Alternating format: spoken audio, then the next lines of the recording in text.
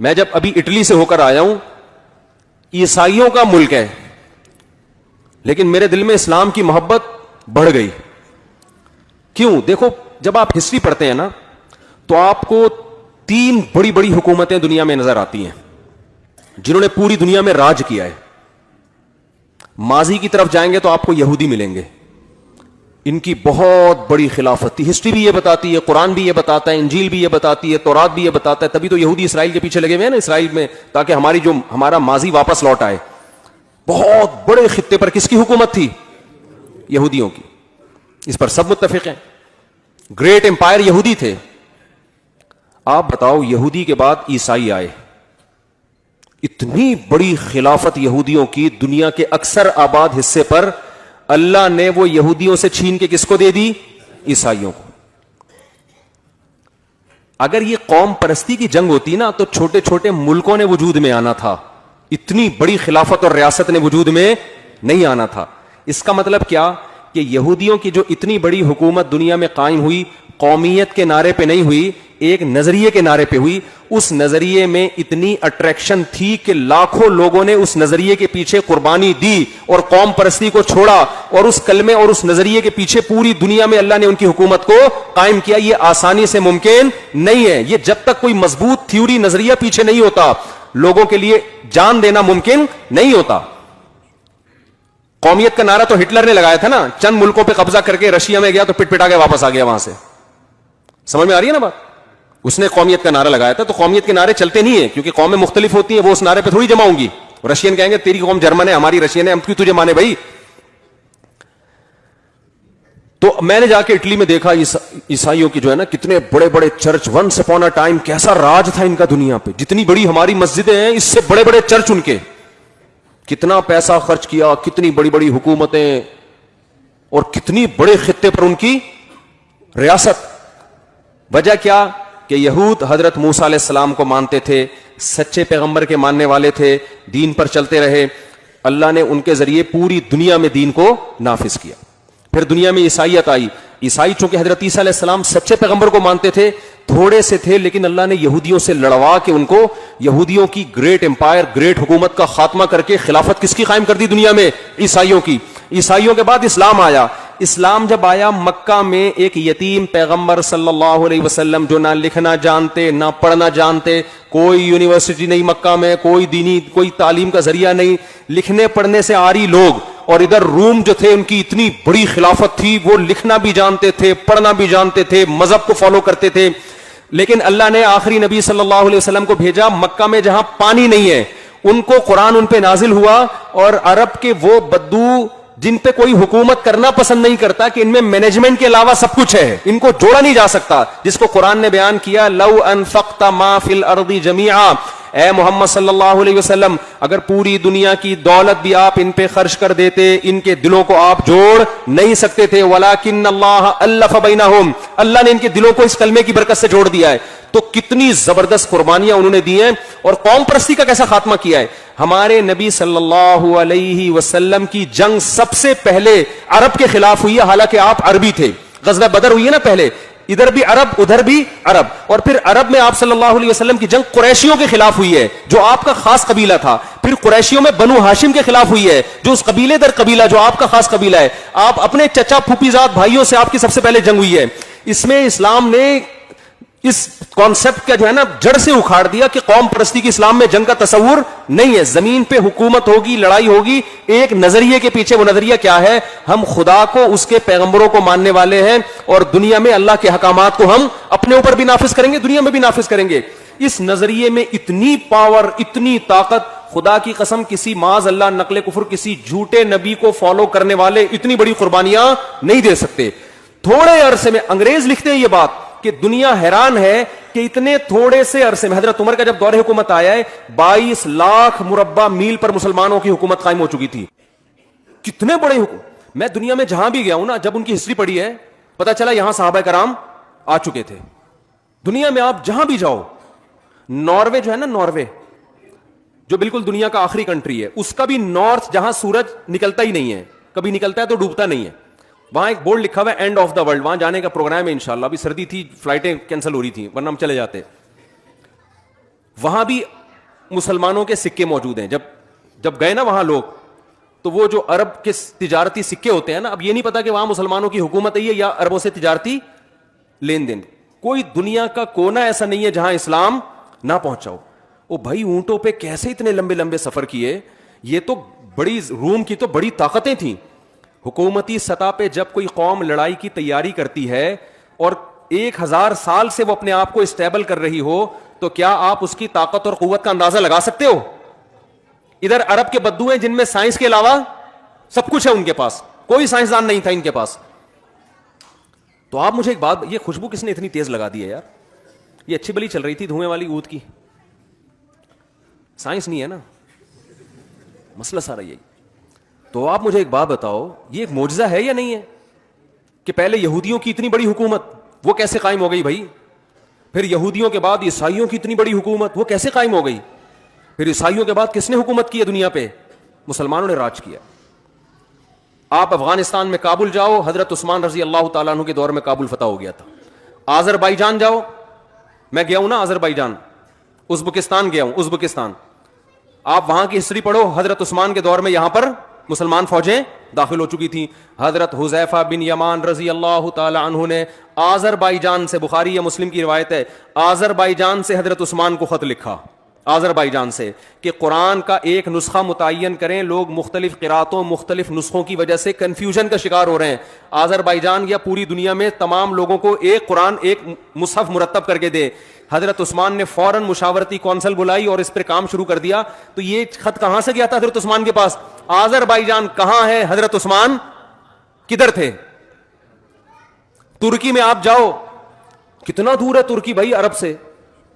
آپ کو وہ جو دیوار ہے نا جو 1000 سال سے کوئی گرا نہیں سکا تھا, اس دیوار کے قریب حضرت ابو ایوب انصاری رضی اللہ تعالیٰ عنہ کی قبر نظر آئے گی. آپ نہیں آ رہا سمجھ, میرا خیال ہے نہیں آ رہا. کسی ایسے نعرے کے پیچھے نا جس نعرے میں دم نہ ہو, جس نعرے میں دم نہ ہو, جس نظریے میں دم نہ ہو, اس نظریے کی بیس پر اتنا بڑا انقلاب دنیا میں کبھی بھی نہیں آتا. پہلے بنو امیہ کی خلافت, خلفائے راشدین کی خلافت قائم ہوئی, پھر بنو امیہ کی خلافت میں اور اسلام دنیا میں پھیلا ہے. محمد بن قاسم, آپ کیا سمجھتے ہو کس دور کا آدمی تھا جب وہ سندھ فتح کیا ہے؟ ملتان تک آ گیا تھا وہ. یعنی آپ اس نقشہ دیکھو نا, اس زمانے میں, پہلی صدی ہجری کی بات کر رہا ہوں میں, دنیا میں چاروں طرف آپ نظر دوڑاؤ گے مسلمان فاتحین داخل ہو رہے تھے. دیبل کے راستے سندھ میں محمد بن قاسم آیا. محمد بن قاسم کا شمار تابعین میں ہوتا ہے, جس نے صحابہ کی زیارت کی تھی. 17 سال کی عمر میں محمد بن قاسم لشکر کو لے کے چلا ہے. 17 سال کی عمر میں. سوچو میپ کیسے پڑھا ہوگا کہ دیبل کدھر ہے, سندھ کدھر ہے, راجہ داہر پہ کیسے حملہ کرنا ہے. راجہ داہر اور اس جیسے کمانڈر کی تو صدیوں سے وہاں حکومت تھی. کون سی ٹیکنالوجی ان کے پاس آئی, کون سا میپ انہوں نے استعمال کیا کہ اس راستے سے ہم سفر کرتے کرتے سمندر پہ اتریں گے, سمندر کے راستے دیبل میں داخل ہو کے راجہ داہر کی فوجوں سے ہم لڑیں گے, لڑنے کے بعد فتح ہوگی تو سندھ سے آگے فتح کرتے کرتے ملتان شریف جا کے پہنچیں گے ہم. ملتان میں جب راجہ یہ محمد بن قاسم پہنچا تو پھر خلافت تبدیل ہو گئی تھی, بغاوت ہوئی تھی, تو کمانڈر چینج ہو گیا, اس نے بلا لیا محمد بن قاسم کو. تو آپ مجھے بتاؤ, یہ پٹھان مہاجر پنجابی کے نعرے کی بیس پر یہ سب کچھ ہو سکتا ہے؟ اگر محمد بن قاسم کہتا ہے میں عربی ہوں اور بنو امیہ کا ہوں, تو بنو امیہ کی خلافت میں نے قائم کرنی ہے, تو امیہ خاندان کے چند لوگ اس کے ساتھ ہو جاتے, باقی سارے کیا کر جاتے؟ بولو نا. وہ کہہ رہے ہیں ان کی جنگیں ہمارا مسئلہ تھوڑی ہے. تو دنیا میں 1920 میں ترکی خلافت کا خاتمہ ہوا ہے. میں بھی جب وہاں گیا نا اٹلی میں, پیرس میں, تو پیرس میں ہم نے مسلمانوں کی توپیں دیکھی. ٹھیک ہے نا, جو الجزائر میں لڑائی ہوئی تھی نا. ابے بھائی فرانس کی لڑائی ہوئی تھی الجزائر سے, یہ زیادہ پرانا قصہ نہیں ہے. تو الجزائر سے انہوں نے توپیں پکڑی تھیں. اس وقت ہم توپیں غیر مسلموں سے ادھار نہیں لیتے تھے. اب تو ہم پٹاخہ بھی لینا ہونا تو چائنا سے لے رہے ہوتے ہیں. شب برات میں پھاڑنے کے لیے پٹاخے کہاں سے آ رہے ہیں؟ وہ پٹاخہ بھی شب برات میں ہم خود نہیں بنا رہے. یہ تو اب زوال ہے نا, یہ 100 سال پہلے نہیں تھا. توپیں ہماری اپنی تھیں, بم ہمارے اپنے تھے, سائنسدان ہمارے اپنے تھے. اللہ نے ایسا عروج دیا مسلمانوں کو کہ سائنٹسٹ بھی ہمارے. انگریزوں نے اپنی کتابوں میں یہ بات لکھی ہے کہ 400 سال تک ہمارے سائنسدانوں کی کتابیں گوروں کی یونیورسٹیوں میں پڑھائی گئی ہیں 400 سال تک, 2-4 دن کی بات نہیں ہے. ہماری یونیورسٹیوں میں گورے پڑھنے کے لیے آیا کرتے تھے, ہماری یونیورسٹی پڑھنے کے لیے آیا کرتے تھے. سلطان محمد فاتح نے جب استنبول فتح کیا نا, قسطنطینیہ جو استنبول ہے ترکی کا, کیونکہ یہاں یہ دو حکومتیں تھیں نا عیسائیوں کی, 2 فرقوں میں بڑے فرقے 2 تھے, آرتھوڈاک اور ایک کیتھولک. تو کیتھولک کی جو خلافت تھی وہ اٹلی میں تھی, اور یہ جو تھے آرتھوڈاکس جو تھے ان کی خلافت تھی یہاں ترکی میں. تو دونوں ان کے گریٹ امپائر سمجھے جاتے تھے. یہ نبی صلی اللہ علیہ وسلم نے فرمایا, کتنا بڑا ویژن نبی صلی اللہ علیہ وسلم کا, مکہ میں پیدا ہوئے ہیں جہاں کھانے پینے کا انتظام نہیں ہے. غربت کا یہ عالم ہے کہ عرب اپنے بچوں کو غربت کے خوف سے قتل کر دیا کرتے تھے کہ کھلائیں گے کہاں سے ہم ان کو. لکھنے پڑھنے کا رواج آپ کو بولنا پڑے گا نہیں ہے, نہ لکھنا جانتے نہ پڑھنا جانتے. تجارتیں بھی باہر سے ہو رہی ہیں تو کھانے کو ملتا تھا, شام بام سفر کرنے جاتے تھے تو کچھ آ جاتا تھا گھر میں راشن.